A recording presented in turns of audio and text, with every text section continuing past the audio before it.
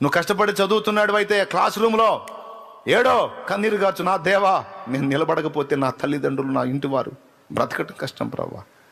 వాళ్ళని పోషించుకోవాలి.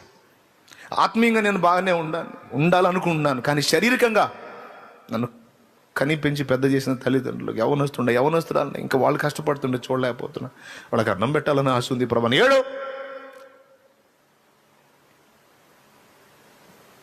వరుస విజయాలు నీకు.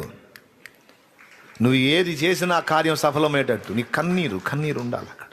ఉద్యోగ ప్రయత్నం, ప్రభా నేను ప్రయత్నం చేస్తున్న సఫలత లేదు, నాకు పరిస్థితి యవనస్తుండీ ఉండి ఎదిగి ఇంకా ఇప్పుడు నేను నాన్న డబ్బులు అడగాలంటే నా ప్రాణానికి మనసు ఒప్పట్లేదు ప్రభా, సిగ్గుపడుతున్నాను దేవా.